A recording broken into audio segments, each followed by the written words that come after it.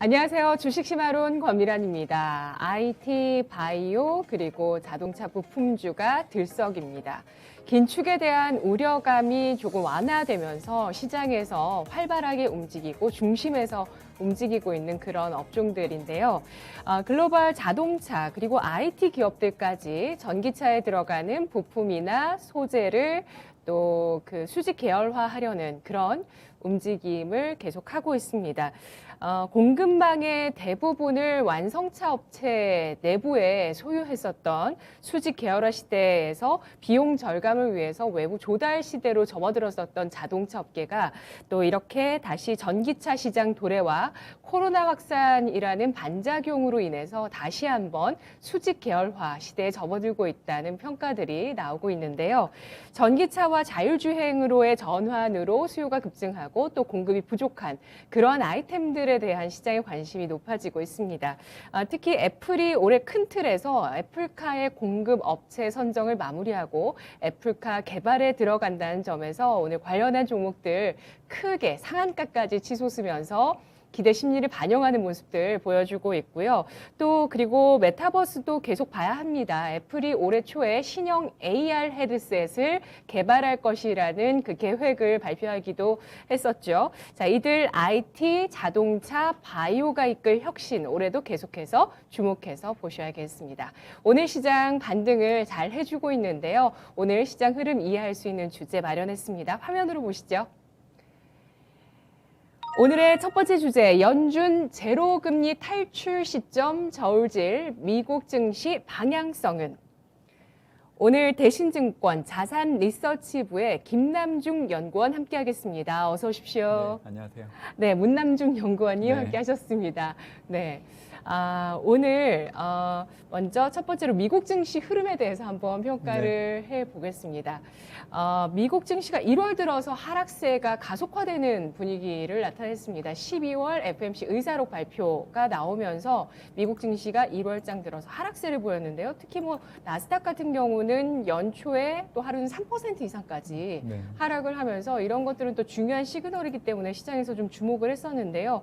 그런데 간밤에 3대 지수가 0.5에서 1%까지 상승하는 모습을 보였습니다. 이렇게 이틀째 좀 저가 매수를 확인하고 바닥을 확인하는 그런 모습들이 나왔는데요. 일단 뭐 조정이 나왔어요. 미국장 어떻게 흐름 평가하시나요? 네, 아마 상반월과 하반월로 구분해서 놓고 본다고 하면 그래도 하반월 미국 증시가 계속 오르는 모습이 나올 걸로 좀 보고 있기 때문에 좀 긍정적인 시각을 좀 갖고 있습니다. 사실 1월달 미국 증시가 많이 흔들렸던 이유 중에 하나가 이제 지난 5일 발표된 12월 FOMC 의사록 결과가 전적으로 좀 영향을 줬다고 보통 생각을 하시는데요. 사실 이 조정폭 확대 빌미로 작용했을 뿐 사실 그 이전부터 미국 증시가 상반월 때 좀 둔화될 여지가 있다는 징조들이 나타났었어요. 사실 국내 증시야 산타넬리가 오지 않았지만 미국 증시 같은 경우에는 지난해 12월 산타넬리가 이 FOMC 휴증을 통해서 반등 형태로 시작이 됐다가 하반월에는 사실 사상 최고치를 경신하는 흐름들이 나왔거든요. 네. 결국 추가적인 모멘텀이 있어야 됐었는데 네. 없었던 상황이었기 때문에 자연스럽게 숨고르기 국면에 들어가야 되는 시점이었던 걸 좀 알아두시면 좋을 것 같고요. 두 번째는 새해 들어서 지난해 12월 이제 미국과 중국의 제조업 관련된 지표들이 발표가 됐습니다. 일단 이 공급망 차질 문제가 좀 완화될 수 있다는 부분, 그리고 이제 올해 경기가 좀 좋아질 수 있다는 기대감이 좀 높아지는데 영향을 줬기 때문에 사실 연준의 통화 긴축 속도가 빨라질 수 있다. 이런 해석으로 인해서 사실 미국 증시는 10월 FOMC 의사록이 나오기 이전부터 사실 하락을 받아야 되는 그런 징조들이 나타났다는 걸 좀 얘기를 드리고 싶고요. 결국 상반월 때 뭐 변동성이 찾아왔고 지금 하반월 같은 경우에는 이제 점진적으로 좀 변동성이 완화될 걸로 예상을 하고 있는데 저는 1월 효과가 상반월이 아닌 하반월에 찾아올 가능성이 상당히 높다고 보고 있습니다. 그 두 가지는 변수로서 이제 첫 번째는 미국 내 오미크론 확산. 사실 겨울철에 접어들었기 때문에 오미크론이 심화될 여지는 있습니다. 다만 지금 현재에서 13세와 15세에 해당되는 학생들이 화이자, 부스터 샷을 지금 접종을 시작을 했고요. 미국 같은 경우는 사실 변이가 발생하더라도 부분 봉쇄를 도입하지는 않는 이상 미국 증시에 미치는 영향은 제한적이라고 보고 있기 때문에 사실 오미크론 확산세는 미국 증시 상승에 그렇게 큰 영향을 주지 않는다 그렇게 좀 보고 있습니다.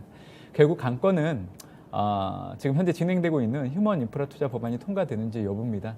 지금 현재 민주당 내 내부 균열로 인해서 통과가 되지 않고 있는 상황인데 바이든 대통령이 조 맨친 의원과 지금 소통을 하고 있는 상황이고요. 지금 현재 규모가 1조 7,500억 달러 규모가 되는데 아마 규모는 조금 축소돼서 1조 5천억 달러 전후에서 아마 통과될 가능성이 상당히 높습니다. 통과될 수 있다고 말씀드리는 이유는 결국 예산 조정 절차 1년에 한 번 정도 쓸 수가 있는데 결국 상원이 민주당, 공화당 각각 50대 50 의석을 차지하고 있는 상황인데 이 부통령의 캐스팅 포드를 통해서 통과를 시킬 수 있는 게 1년에 딱 한 번 쓸 수 있습니다. 결국 그게 예산 조정 절차를 통해서 통과시킬 가능성이 상당히 높기 때문에 아마 빠르면 이번 주 후반, 늦어져도 다음 주 네. 어떻게 보면 이제 1월 효과가 나타나면서 미국 증시는 지금보다는 조금 더 안정된 흐름을 나타낼 가능성이 상당히 높다 그렇게 좀 보고 있죠. 네. 미국의 1월 초순의 흐름을 이 조정을 긴축의 우려감이라고 시장에서 얘기를 하지만 사실 12월 FOMC 이후에 미국장이 사상 최고가를 경신했던 데 따른 피로감이 더 컸다라고 판단을 하고 있습니다. 그리고 또 1월 효과가 나타날 수 있는 특히 미국장에서 1월 효과가 나타날 수 있는 배경으로 첫 번째로 오미크론 확산되고 있지만 청년 뭐라 그럴까요? 소아 네, 학생층에서 백신을 맞고 있고 그리고 또 미국 내에서 휴먼 인프라 법안이 통과될 가능성 이 주의 후반이나 다음 주 초쯤에 나타날 수 있다는 점 꼽아주셨는데요. 연준의 스탠스에 대해서 또 네. 얘기를 해봐야 될 것 같습니다. 일단 먼저 간밤에 파월 연준 의장의 발언 이후에 미국장이 올랐는데 네. 이게 파월 의장이 예상보다 덜 매파적이었던 데 따른 반응이라고 보세요? 아니면은 미국장은 이제 긴축을 기정사실화하고 있고 이걸 소화하고 있기 때문에 올랐다고 봐야 될까요? 일단 구분을 좀 해야 되는데요. 예. 기준금리 인상이라는 부분 그리고 이제 기준금리 인상을 하고 나서 수순인 양적 긴축 네. 이 두 가지로 구분해서 생각을 하셔야 될 것 같습니다. 전일 파월 의장이 얘기했던 발언은 후자 양적 긴축이 시장에서 예상하는 것보다는 좀 늦어질 수 있다는 얘기를 했기 때문에 시장은 좀 하답을 해서 이제 올라오는 모습이 나타났지만 그렇다고 해서 올해 기준금리 인상 시점까지 늦춰진다고 생각은 안 합니다. 결국 연준의 통화정책 정상화가 시장이 예상하는 대로 좀 빨라질 수 있는 부분들이 있는데 그게 결국 말하는 게 이제 기준금리를 올리는 시점을 얘기하는 거죠. 사실 연준의 두 가지 책무가 있습니다. 물가 안정, 안정고용이라는 두 가지 책무를 지니고 있는데 사실 고용시장은 실업률만 놓고 본다고 하면 코로나19가 발생하기 이전 수준까지는 회복되지는 않았어요. 다만 양호한 고용 증가가 나타나고 있는 부분들이 확인되고 있고요. 또 물가라는 부분들도 보면 지금 고물가라는 얘기가 나올 정도로 많이 높은 상황이죠. 그러다 보니까 이 두 가지를 놓고 봤을 때 사실 연준이 기준금리를 3월 달에 인상하는 것도 무방하다고 생각을 좀 하고 있는 상황입니다. 지난주에 발표된 미국의 12월 고용 지표를 놓고 본다고 하더라도 주목을 해야 되는 지표는 시간당 평균 임금이었습니다. 예상치가 전년 동월 대비 4.2% 증가했는데 결과치는 전년 동월 대비 4.7% 상승하는 걸로 나왔죠. 결국 예상치를 상회하는 물가 수준이 나왔고 이거를 해석하는 의미는 결국 임금 상승의 경직성이 지속되면서 물가에 영향을 줄 수 있다는 것으로 해석될 수 있는 부분들이 있기 때문에 시장에서 생각하고 있는 3월 금리 인상 논에 대해서 어떻게 보면 힘을 실어주는 데 영향을 줬다 그렇게 좀 보고 있고요.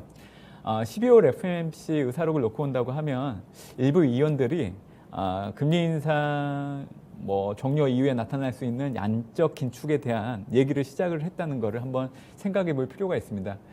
왜냐하면 지금 현재 테이퍼링이 시작은 됐고 끝나지도 않았고 또 기준금리도 지금 현재 올리지 않고 있는 상황인데 벌써부터 양적 긴축 얘기를 한다는 것 자체는 2017년도 그러니까 이제 세계 금융위기가 발생하고 나서 나타났던 연준의 통화정책 수순보다는 이번 코로나19 이후에 나타나는 연준의 통화정책의 전개 과정이 좀 빨라질 수 있다는 것을 암묵적으로 동의했다고 저는 그렇게 좀 판단을 하고 있습니다. 지금 현재 미국 경제는 경기 확장의 중반에 위치를 하고 있고요.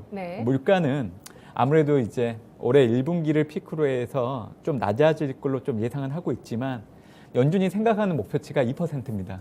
아무리 1분기를 피크로 물가가 낮아진다고 해도 올해 전반적으로 미국의 물가는 2%보다는 높을 수밖에 없어요. 그래서 네. 이 두 가지를 놓고 본다고 하면 결국 연준의 어떤 기준금리를 인상하는 시점들이 좀 빨라질 여지는 있다. 그렇게 좀 보고 있는데 결국 중요한 거는 앞으로 발표되는, 그러니까 1분기 때 발표되는 물가지표 자체가 지금처럼 계속 높게 나온다고 하면 지금 전도표 이에 이제 패드워치를 통해서 3월 금리 인상 확률이 상당히 많이 높아지고 있는 부분들이 있는데 그게 현실화될 가능성이 있다는 거죠. 네. 네. 간밤에 미국장이 올랐던 것에 대해서는 QT 양적 긴축에 대해서 시점이 시장 예상보다는 좀 늦춰지겠다라는 안도감이었다라고 해석을 해주셨고요. 그리고 현재 본격적으로 긴축에 나서고 있는 그 배경에 대해서도 설명을 해주셨습니다. 저는 어떻게 보면 연준이 좀 뭐 이런 시각 있잖아요. 월가에서도 금리 인상이 좀 늦었다. 라는 시각도 있잖아요. 이렇게 뭐 네네. 공급발 인플레이션뿐만 아니라 아까 임금도 짚어주셨지만 네. 수요 측면도 강한데 네네.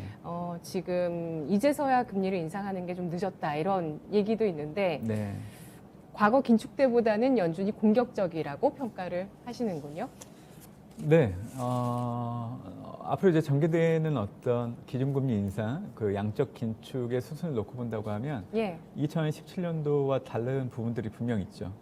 2017년도 당시 때는 기준금리가 끝나고 나서 2년 정도 지난 시점에 이제 양적 긴축에 들어갔지만 네네네. 이번 같은 경우에는 기준금리를 인상한 이후에 바로 양적 긴축을 동시에 병행한다는 얘기죠.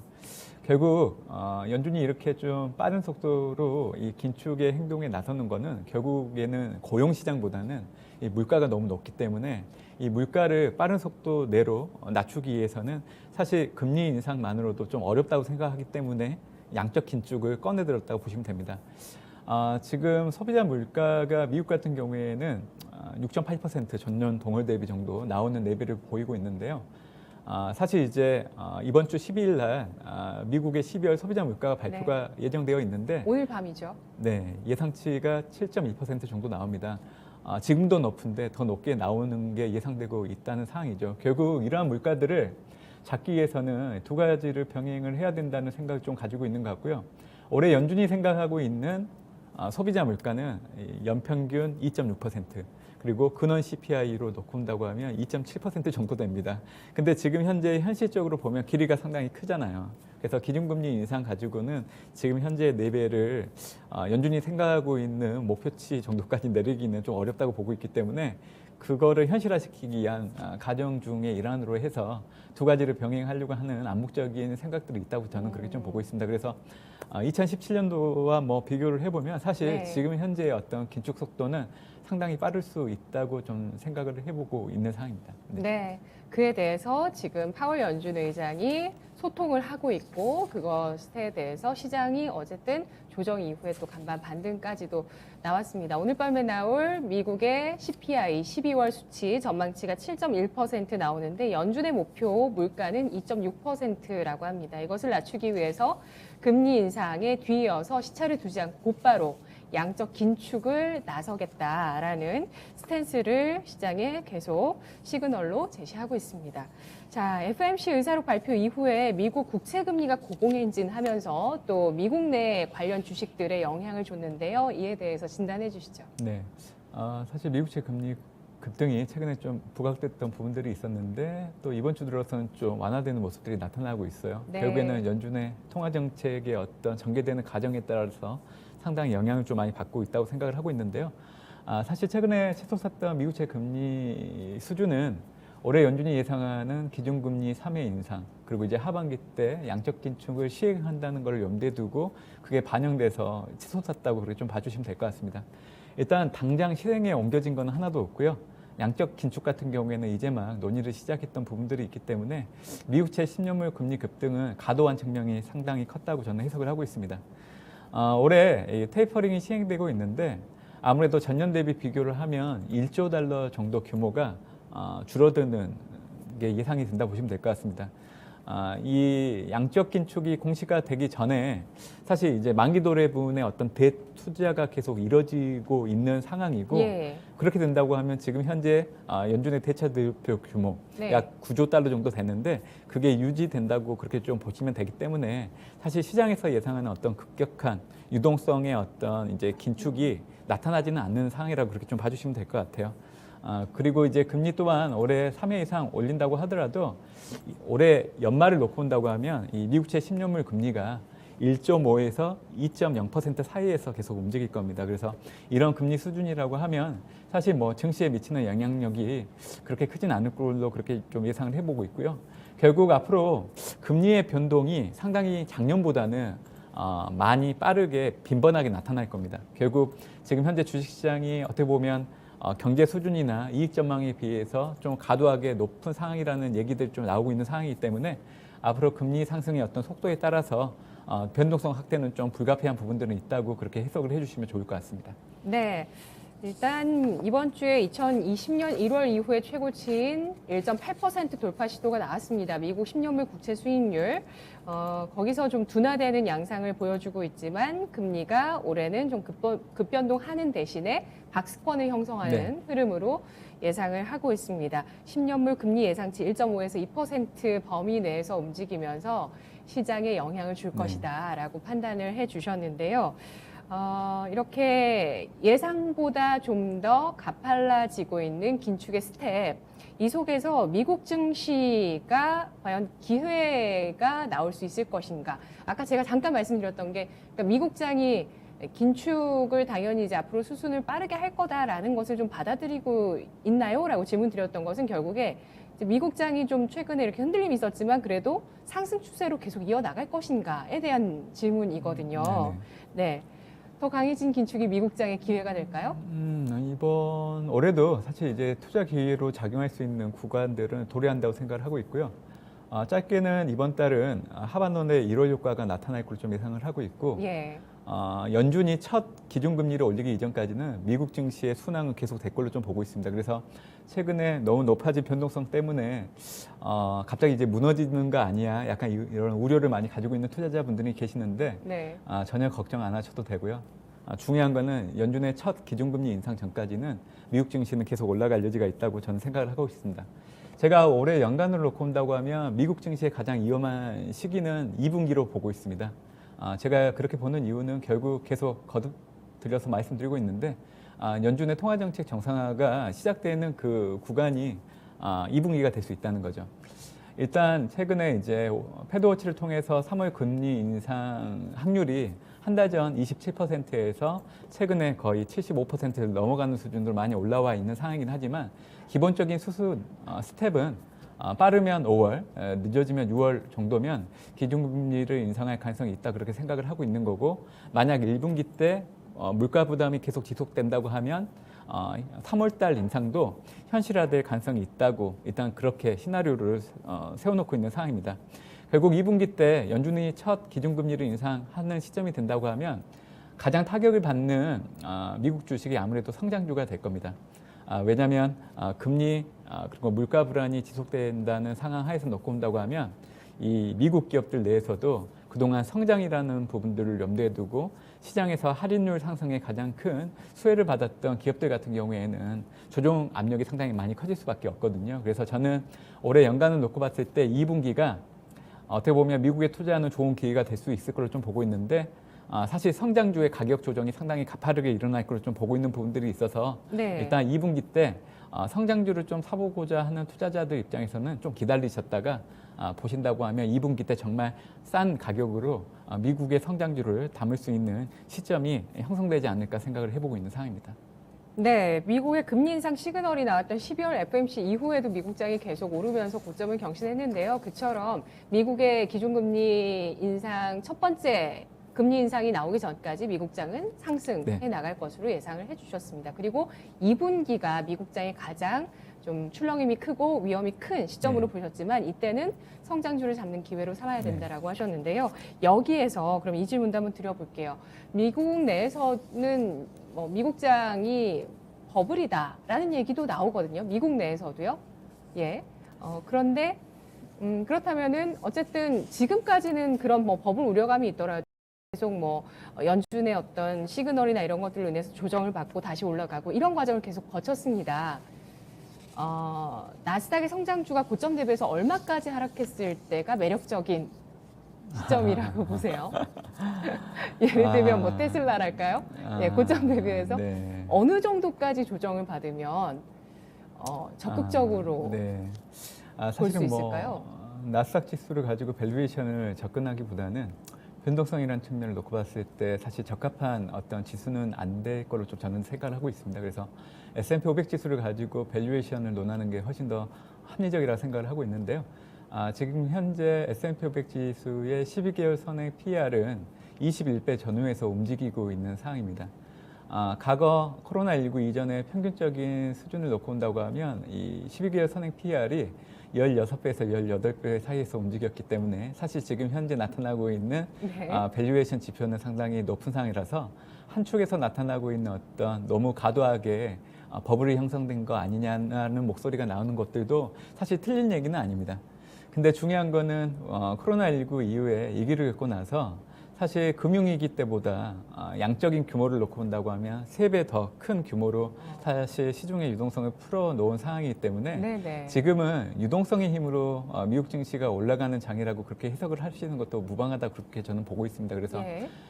지금 작년부터 사실 시중 유동성을 나타내는 지표들이 몇 가지가 있는데 예를 들자면 이제 M2 증가율 같은 경우에는 전년 동월 대비로 놓고 봤을 때 지난해 2분기를 기점으로 사실 슬로우하게 계속 떨어지고 있는 상황이에요. 그럼에도 불구하고 미국 증시가 계속 오르는 걸 놓고 본다고 하면 아직까지도 이 유동성이 미국 증시의 어떤 하반 경직성을 높이는데 여전히 역할을 해주고 있다고 저는 그렇게 판단을 하고 있습니다. 그래서 네. 지표만 놓고 본다고 하면 버블에 대한 우려는 분명히 있지만 유동성 효과가 아직까지도 존재하고 결국 작년 하반기 때부터 올해까지 미국 증시를 견인하는 변수들을 놓고 본다고 하면 정책의 힘이 가장 크다고 그렇게 좀 보고 있습니다. 그래서 올해도 연초 휴먼 인프라 투자 법안이 통과되게 된다고 하면 물리적 인프라는 사실 작년 10월 달 이후부터 예산 집행을 할 수 있게 지금 만들어 놓은 상황이기 때문에 이 인프라 투자를 통한 어떤 실물 경제 회복에 대한 효과가 분명 올해 나타나면서 증시가 좀 굳건하게 움직이는데 영향을 줄 수 있다 그렇게 좀 보고 있는 상황입니다. 그래서 저는 밸류에이션 지표 과도하게 높은 측면들은 있지만 네. 유동성과 정책의 힘을 놓고 봤을 때는 미국 증시가 그래도 연준의 기준금리가 인상되기 이전까지는 굳건하게 계속 올라갈 여지는 있다 그렇게 좀 보고 있습니다. 네, 과연 2분기에 미국장의 조정폭이 어느 정도까지 나올 수 있을 것인가, 지금 미리 예견해 볼 수 있을까라는 생각에 질문을 드렸는데요. 어쨌든 S&P 500 지수의 과거 평균 PER 밴드는 16배에서 18배였다는 네. 점 확인을 해봤습니다. 현재는 21배? 네. 예, 정도에서 거래가 되고 있습니다. 자, 그럼 마지막으로 앞으로 연준의 행보를 전망하면서 연준 관련한 변수를 체크해 볼까요? 아무래도 이제 기준금리 인상에 대한 부분들이 증시에는 어느 정도 가격 조정을 통해서 선반영이 되고 있는 상황인데 사실 양적 긴축은 지금 현재 논의가 되면서 시장에 영향을 주는 부분들은 반영되지 않았다고 보고 있습니다. 그래서 하반기에 있을 이 양적 긴축의 수순이 상당히 중요할 것으로 좀 보고 있는데요. 만약에 연준이 기준금리를 3월 달에 인상을 하게 된다고 하면 양적 긴축은 7월 달 시행될 가능성이 상당히 높고요. 네. 만약에 이제 기준금리를 5월과 6월 인상을 한다고 하면 양적 긴축은 10월 달에 인상될 가능성이 상당히 높습니다. 파월 연준 의장이 올해 늦지막하게 네네. 양적 긴축을 시작한다고 얘기를 했는데 4월 말과 다르게 될 거라는 말씀이시네요. 네, 만약 그걸 반영한다고 하면 네. 10월 달 양적 긴축을 시행할 가능성이 높다는 거죠. 네, 그래서 이 두 가지를 고려했을 때 수순은 네네. 이 정도 좀 보시면 될 것 같고요.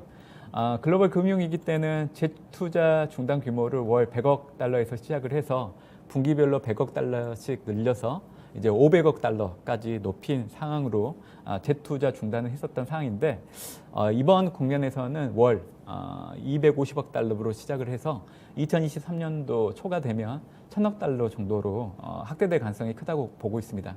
지금 연준이 가지고 있는 보유 국채 가운데 2022년과 2024년 사이에 도래해야 하는 국채 물량이 1조 6천억 달러 정도 되는데 이게 연준이 가지고 있는 총 국채 규모 가운데 40% 정도 차지하고 있습니다. 그래서 사실 양적 긴축 그리고 이제 재투자 중단 규모를 늘리는 사항이 도래한다고 하면 사실 증시보다는 채권 시장에 받아들이는 충격이 더 클 거로 좀 예상을 하고 있는 부분들이 있기 때문에 양적 군축이 시작된다고 하면 사실 증시보다는 채권 시장에서 좀 문제가 더 많이 발생할 수 있다. 저는 그렇게 좀 해석을 하고 있는 상황입니다. 네. 결국 앞으로 다시 한번 말씀드리지만 양적 긴축이라는 부분들이 계속 네. 시장에서 거론이 된다고 하면 일단 지금 현재 증시에는 반영되지 않았기 때문에 분명 금리의 어떤 상방 위험 그리고 증시의 어떤 변동성이 커지는 요인으로 상시적으로 존재할 수 있는 부분들은 있다고 해석을 하고 있습니다. 네. 하지만 이게 추세를 꺾는 요인은 안 될 것이고 아닙니다. 오히려 그동안 직접적으로 채권 시장에 이 어떤 호흡기를 네네. 대줬던 연준이니만큼 양적 긴축을 하게 됐을 때 채권 시장에서 오히려 반응이 좀 더 파장이 있을 민감하게 겁니다. 네. 파장으로 나타날 가능성이 높겠다라고 예상을 해주셨고요. 연준 10월 QT 시행, 양적 긴축 시행 가능성이 높다라고 판단해 주셨고 금리 인상 시기는 5, 6월이 가능성이 높다. 라는 말씀이시죠? 물가 부담이 지속된다고 예. 하면 3월 인상도 무방하다 이렇게 좀 보고 있습니다. 알겠습니다. 그럼 가능성은 반반 정도로 물가를 보고 판단해보자라는 의견으로 금리 인상 시기는 또 전망해 보도록 하겠습니다. 자, 그러면 두 번째 주제 이어가 볼까요? 난도 높아진 미국 증시 투자 안전지대는 네, 변동성이 생기다 보니까 그렇고요. 또 우리 증시 입장에서는 더 조금 난이도가 있게 느껴집니다. 올해 장이. 네. 예. 미국장 얘기를 계속 해볼 텐데요.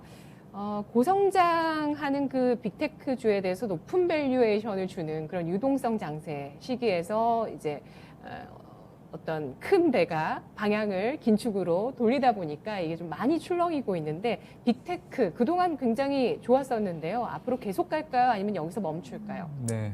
앞으로 계속 갈 겁니다.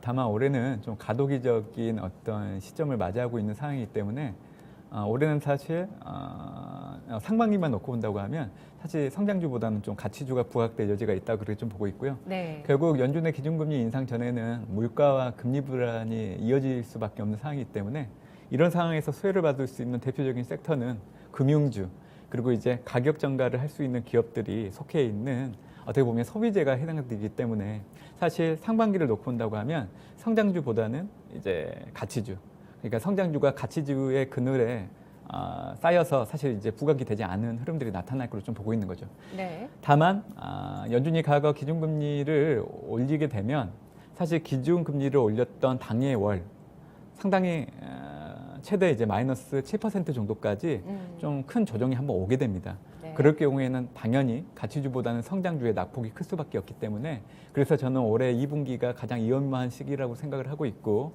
아마 성장주 가격 조정이 상당히 크게 나타날 거기 때문에 그때 사실 성장주를 빠르면 하반기 또 내년 이후를 염두에 두고 좀 비중을 확대하는 좋은 투자 기회로 삼자는 얘기를 좀 드리고 있는 상황이죠.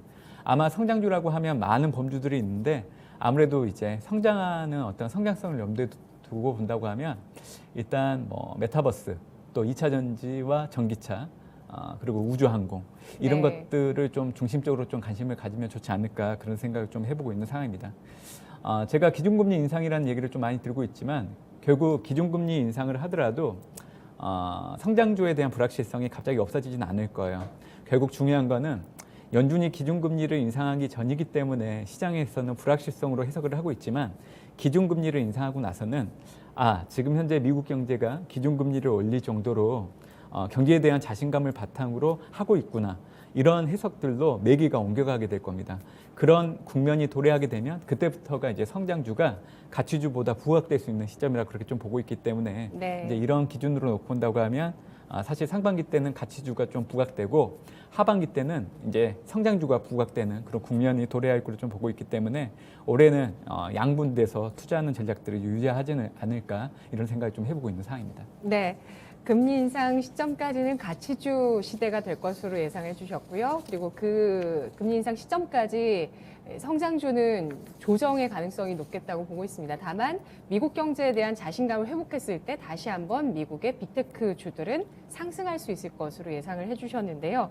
자, 그러면 2분기에 흔들리는 미국장, 2분기의 변동성을 노리고 뭐 어쨌든 1분기에는 잘 매매를 하시고 현금화도 잘 해두셨다가 또 다시 현금을 또 쏘시는 게 좋을 것 같은데 결국에는 바벨 전략이 아닌가라는 생각이 들거든요. 예, 기술주와 또 경기 민감주를 함께 가져가는 바벨 전략이 유효하다고 봐야 될까요? 사실 뭐 어느 한쪽을 선택하기는 좀 어려운 연간의 어떤 자산 전략들이 올해도 좀 두드러지지 않을까 생각을 하고 있습니다. 그래서 네. 제가 작년보다는 올해 이 투자 난이도가 많이 높아질 수 있다는 얘기를 좀 많이 드리고 있는 상황인데요. 제가 잠깐 말씀드렸지만 결국 상반기 때는 가치주, 하반기 때는 성장주를 중심으로 좀 관심권을 두시고 이제 매매를 하셔야 되는 부분들이 있기 때문에 어떻게 보면 투트랙 전략이라고 좀 얘기를 드릴 수 있을 것 같아요. 물론 이제 바벨 전략이라는 의미하고도 뭐 비슷한 흐름이긴 하는데 일단 상반기만 염두에 둔다고 하면 투트랙 전략 중에 하나로서 이 금리와 물가 불안을 바탕으로 해서 어떻게 보면 가격 증가를 할 수 있는 섹터 중심으로 좀 보시는 게 수익률을 좀 그래도 견조하게 가지고 가는데 하나의 좋은 방법이 될 거로 좀 보고 있는 거고요. 그건 소비재인가요? 그렇죠. 네. 필수 소비재, 경기 소비재 모두 해당된다 보시면 될 것 같고요. 최근에 소비 트렌드가 결국에는 이제 양극화되고 있는 모습들이 나타나고 있습니다. 그러니까 일상적으로 필요한 물품들은 최소한의 소비를 하되 사실은 이제 고가 명품 같은 경우에 대한 어떤 소비는 상당히 많이 커지고 있는 부분들이 있기 때문에 이 두 가지 측면을 놓고 본다고 하면 사실 상반기 특히 가치주를 놓고 봤을 때는 소비 증가가 가능한 소비재 섹터 두 가지 모두가 좀 수혜를 받을 수 있다는 생각을 좀 하고 있는 거죠.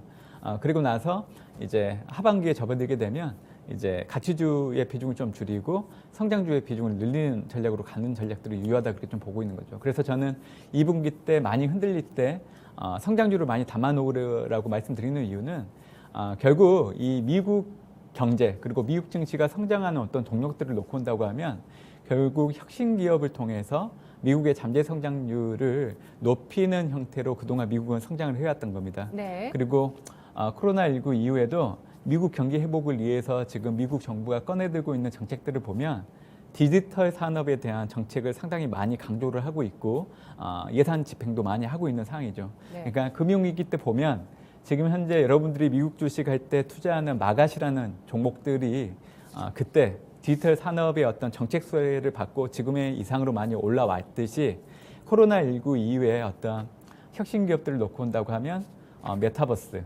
전기차, 우주항공과 관련된 대표된 기업들이 또 그런 이상으로 좀 많이 바뀌어 갈 수 있다는 거죠. 그래서 2분기 때 그런 성장주들을 많이 사 놓으시면 빠르면 하반기, 늦어지면 이제 내년 이후로 사실 좀 수확을 좀 받을 수 있다고 보고 있기 때문에 사실 투트랙 전략을 가지고 올해는 좀 접근하시는 게 유효하지 않을까 이런 얘기를 좀 많이 드리고 있는 상황입니다. 네, 알겠습니다. 가치주를 본다면 가치주 중에서도 가격 전가가 가능한 소비재 기업들 중심으로 보고 성장주 같은 경우는 조금 전에 말씀하신 전기차, 우주항공, 메타버스 이 세 가지 섹터 네. 굉장히 강조를 해주셨는데요. 여기에 IT, 헬스케어까지 포함이 같이 되죠. 포함해서 보고 계십니다.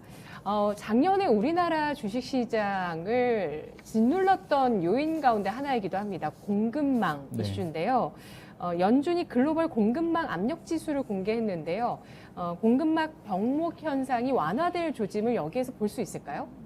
네, 최근 들어서 발표되고 있는 미국과 중국의 제조업 지표를 보면 지난 연말부터 생산이 증가하는 부분들, 또 물가 압력이 좀 완화되는 부분들이 확인되고 있기 때문에 올해 1분기는 어떻게 보면 이제 물가가 가장 높고 1분기 이후부터는 좀 떨어질 가능성이 높다 그렇게 좀 보고 있습니다. 지난해 하반기 사실 공급망 변목 현상을 심화시켰던 가장 큰 이유는 사실 원부자재, 부품 수출 비중이 높은 동남아시아 국가들의 제조 생산이 차질을 빚다 보니까 그게 심화된 부분들이 있었는데 올해 상반기 같은 경우에는 동남아시아의 제조 수준이 코로나19 이전 수준까지 회복될 걸로 좀 예상을 하고 있는 거고요. 잠깐 말씀해 주셨던 이제 뉴욕 연은에서 발표하는 글로벌 공급망 압력 지수 같은 경우에도 사실 세부 항목을 놓고 본다고 하면 미국 내 운송비의 비용이 줄어드는 게 나타나고 있기 때문에 네. 이걸 바탕으로 생산이 회복되고 있는 조짐들이 나타나고 있습니다. 그래서 글로벌 전체적 그리고 이제 미국 내로 한정돼서 놓고 온다고 하더라도 올해 1분기가 물가가 가장 높은 시기라 보시면 될 것 같고요. 그리고 나서 2분기 이후부터는 점진적으로 물가가 떨어지는 흐름들이 나타날 걸로 좀 보고 있기 때문에 올해는 작년처럼 이 글로벌 공급망 변목 현상 그리고 거기에 맞물려서 나타나는 이 고물가 부담 자체가 낮아질 걸로 좀 예상을 하고 있는 상황입니다. 네. 그래서 1분기에 인플레이션, 특히 공급망 발 인플레이션이 완화될 가능성을 예상해 주시고 있는데요. 미국 증시의 주요한 미국 증시를 떠받치는 주요 요소 가운데서 아까 재정 정책에 대해서 얘기를 해주셨거든요. 미국 정부, 바이든 행정부는 지금 아무래도 공급망 때문에 많이 네. 또 작년에 힘들었다 보니까 제조업을 더 육성하겠다라는 정책 쪽으로 힘을 싣고 있습니다. 이런 것들이 미국 증시의 기회 요인이 될 수 있을까요? 그렇죠. 올해 연간을 놓고 봤을 때 여러 가지 변수들이 있지만 지금 자국 내 공급망을 구축하는 게 사실 미국 증시를 연간을 놓고 봤을 때 좋게 봐야 되는 기회 요인으로 작용할 걸로 예상을 하고 있는데요. 결국 G2 갈등이 빚어지면서 미국의 정책들의 어떤 노선들이 많이 바뀌게 됐죠. 그렇죠. 사실 미국은 그동안 비교 우위를 염두에 두고 이 제조와 관련된 부분들은 아웃소싱하는 전략을 좀 가지고 갔던 부분들이 있었지만 네. 코로나19 이후에 자국 내 제조업의 어떤 병목 현상으로 어려움을 겪었기 때문에 이제는 어떻게 보면 미국 내에서 이제 공급망을 구축하려고 하는 어떤 변화를 가지고 오게 됐습니다. 사실 지난해 6월 달에는 4대 핵심 품목, 그러니까 어떤 배터리, 그리고 이제 반도체, 강물, 그리고 이제 의약품에 대해서 검토 보고서 결과가 나왔던 상황이고요. 올해 같은 경우에는 이제 4대 핵심 산업에 대한 검토 결과서가 나올 걸로 예상이 되고 있는 상황입니다. 결국 바이든 행정부가 미래 산업에 대한 투자를 하고 그걸 통해서 이제 일자리 창출을 통한 바이든 행정부의 어떤 산업 정책이 가시화되고 있는 상황이기 때문에 어떻게 보면 올해 미국 증시가 상승하는데 힘을 보태는 한 가지 변수가 될 수 있을 걸로 그렇게 예상을 하고 있는 상황입니다. 네. 지난주 미국장이 하락이 가팔라졌던 게 5일이었습니다. 지난주 중반이었는데요. 이 이후에 레이 달리오가 또 발언을 했습니다. 연준의 정책이 미국 증시의 강세장을 막지 못할 것이다. 라고 얘기를 하면서 경기에 충격을 줄 만큼의 연준의 긴축이 나오진 않을 거다라고 얘기를 하면서 관심 있게 볼 자산에 대해서 얘기를 같이 했는데 금과 물가 연동체를 주목하자 이런 의견을 제시했거든요. 네. 미국장 강세장 지속된다는 의견 동의하시죠? 예, 일단 경기 순환 얘기를 좀 드려야 될 것 같아요. 예. 아무래도 경기 순환에 대한 개념이 정립되어 있지 않는다고 하면 잦은 변수들로 인해서 흔들리는 미국 증시를 보시면서 투자 심리가 많이 위축될 수 있는 부분들이 있는데 일단 미국은 경기 순환을 놓고 봤을 때 지금 현재 경기 확장의 중반, 정확하게 얘기하면 경기 호황 국면에 위치를 해 있는 상황입니다. 미국의 경기 순환은 코로나19가 발생한 이유를 놓고 본다고 하면 2020년 4월 달에 경기 저점이 형성이 됐고요. 2020년 5월 이후부터 그리고 2021년 2월까지 경기 회복이 약 10개월 정도에 거쳐서 마무리가 됐습니다. 네. 그리고 2021년 3월 이후부터 현재까지 미국의 경기 호황이 지속되고 있는 상황인데 제가 이 주식시장을 예측할 때 과거의 어떤 사례를 놓고 분석하는 거에 대해서 많이 관심을 갖는 이유들이 결국에는 이 미래의 어떤 방향성은 과거를 통해서 유추할 수 있다는 거를 항상 확인할 수 있었기 때문에 말씀드리는 겁니다. 과거 4번의 금융위기가 있었습니다. 1978년도 2차 오일 쇼크가 있었고요. 1990년도에 미국의 저축대부조합 사태가 있었고 2000년도 닷컴 버블, 또 2008년도 금융위기 이렇게 크게 4번의 사례가 있었는데 미국 같은 경우에는 경기 호황에 들어가게 되면 평균적으로 5년 6개월 정도 경기 호황이 지속되는 사례가 있었습니다. 그래서 네. 이거를 지금 현재 적용을 해보면 앞으로 미국은 2026년 9월까지 경기 호황 국면이 지속된다는 겁니다. 사실 이 얘기를 드리는 이유는 미국 증시가 앞으로도 계속 올라갈 수 있다는 거죠. 참고로 과거 위기 국면의 평균 국면에서 경기 호황에 들어갔을 때 미국 증시는 154% 올랐습니다. 이 코로나19가 발생한 이후에 미국의 경기 호황에 진입한 이후 올해까지 놓고 본다고 하면 작년 12월을 기준으로 놓고 본다고 하면 미국 증시 S&P 500 지수는 21% 정도 올랐습니다. 그래서 미국의 경기 호황 2026년 9월까지는 미국의 S&P 500 지수가 130% 정도 가까이 더 올라갈 수 있다는 거죠. 그래서 최근에 이제 대가들이 미국 증시의 강세장이 끝나지 않았다고 얘기해 주는 그 바탕에는 이러한 미국의 경기 순환이 자리 잡았기 때문에 얘기를 하는 거라 그렇게 좀 보고 있기 때문에 여러분들 역시 미국의 경기 호황 국면에서는 미국 증시 계속 상승할 수 있다 그렇게 좀 보고 있는 거고요.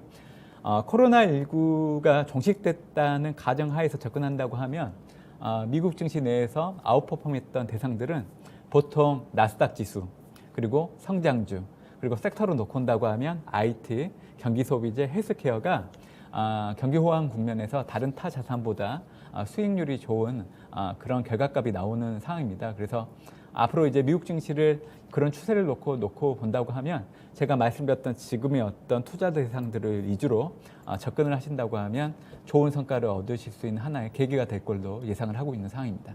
네. 미국의 경기가 저점을 찍고 호황으로 돌아선 지가 2020년 초반부터 지금까지 약 2년 가까이 진행이 됐고요. 앞으로 3, 4년 정도는 더 호황의 사이클이 남아있다. 라고 네. 판단을 하시는 거죠. 그래서 2026년 9월까지 호황의 사이클이 지속된다라고 예상을 해주셨는데요. 계속해서 강조해 주시는 섹터는 저희가 이제 확실히 인식을 한 것 같고, 어쨌든 시장이 미국장이 변동성을 주면서 기회를 줄 때, 혹은 지금 접근할 수 있는 업종에 대해서 마지막으로 좀 정리를 해볼까 하는데, 네네. 더불어서 자산 배분을 어떻게 오래 가져가야 될까? 네네.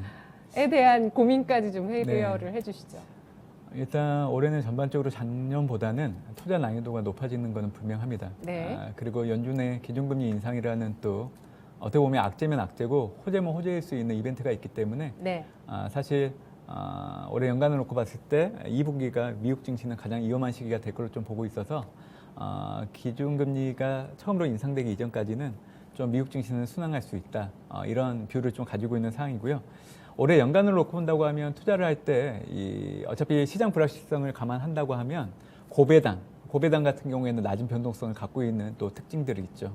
그리고 섹터로 접근을 해보자고 하면 결국에는 담보할 수 있는 안정성 있는 섹터가 결국에는 에너지와 경기 소비재, 산업재 이 세 개가 해당된다고 보시면 됩니다. 네. 특히 에너지와 산업재 같은 경우에는 이익 모멘텀도 좋지만 네. 과거 2010년에서 2019년 S&P 500의 전체 평균 배당률보다 상회하는 게 에너지와 산업재가 해당됐기 때문에 이익 모멘텀과 고배당이라는 두 가지 조합을 통해서 두 마리 토끼를 잡으시려고 하면 이 두 가지 섹터를 좀 관심 있게 봐주시면 좋겠다는 생각을 좀 하고 있고요. 지금 보시는 화면을 좀 눈여겨보시면 좋을 것 같습니다. 제가 올해 전 세계적으로 놓고 온다고 하면 최우선적으로 투자를 해야 되는 국가를 미국을 강조를 해드리고 있는데 이 미국 내에서 투자를 한다고 하면 지수 내에서는 S&P 500 지수를 추적하는 ETF 같은 네. 것들이 대안이 될 수 있을 걸 좀 보고 있고요. 섹터로 놓고 온다고 하면 제가 말씀드렸던 에너지, 경기 소비재, 산업재가 그 답이 될 걸로 좀 보고 있고 네. 스타일로 놓고 온다고 하면 고배당 그리고 이제 테마로 놓고 온다고 하면 ESG, 전기차와 2차 전지 그리고 이제 우주항공, 메타버스 정도가 이 자산군 내, 그러니까 이제 주식군 내에서는 좀 유망하게 투자할 수 있는 대상이라고 생각을 하고 있기 때문에 얘기를 좀 드리는 거고요. 만약에 자산군별로 놓고 봤을 때 채권 같은 경우에는 네. 물가 연동 채권도 좋은 대안이긴 해요. 근데 저는 물가는 어느 정도 많이 올라와 있는 상황이라고 보고 있기 때문에 네. 오히려 시니어론을 중심으로 투자하시는 게 좋을 거라는 생각을 좀 하고 있고요.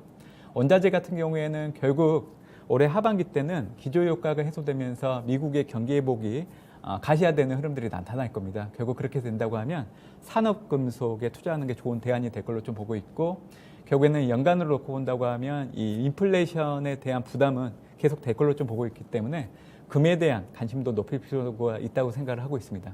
그리고 부동산 같은 경우에는 니치를 중심으로 접근하시는 게 좋은데 단연코 미국 니치가 좋은 해안이 될 걸로 좀 보고 있습니다. 그래서 제가 말씀드렸던 주식, 채권, 원자재, 부동산 내에서 전반적인 자산 배분 관점에서 접근하시는 투자 대상으로 삼는 게 유효할 걸로 좀 보고 있기 때문에 네. 아마 이제 이 방송을 좀 혹시 리뷰하게 되신다고 하면 아까 화면에 나타났던 네. 그 주식군 내에서 유망한 투자 대상과 제가 이제 관련된 ETF를 매칭을 해놨기 때문에 이 범주 내에서 투자를 한다고 해도 올해 연말이 된다고 하면 좀 좋은 어떤 성과를 가져가지 않을까 생각을 해보고 있고요.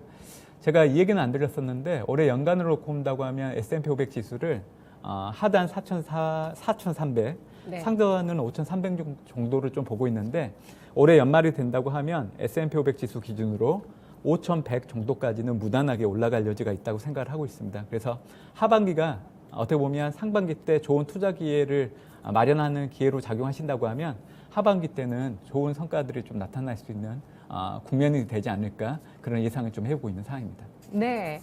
답안지가 나왔네요. 아까 그 표를 꼭 잘 기억해 두시라고 강조해 주셨습니다. 그 표를 자세히 보시면 그 말씀해 주신 분야의 ETF의 티커까지 나와 있거든요. 그래서 그걸 잘 체크를 해보시면서 아마도 주린이 여러분들 처음 투자를 또 해보고 싶다. 근데 작년에 너무 많이 실패를 해서 올해는 좀 제대로 하고 싶다 하시는 분들 꾸준하게 그쪽으로 투자하시는 것도 방법이 될 것 같고요. 그렇죠. 그리고 자산 배분 관점에서 올해 무조건 미국 관련한 투자는 해야 된다. 네, 맞습니다. 라는 점도 강조를 해주시는 거고요. 네네. 네, 알겠습니다. 오늘 대신증권 문남중 연구원과 함께 미국 증시에 대한 이야기 해봤습니다. 분석 잘 들었습니다. 네, 감사합니다. 고맙습니다.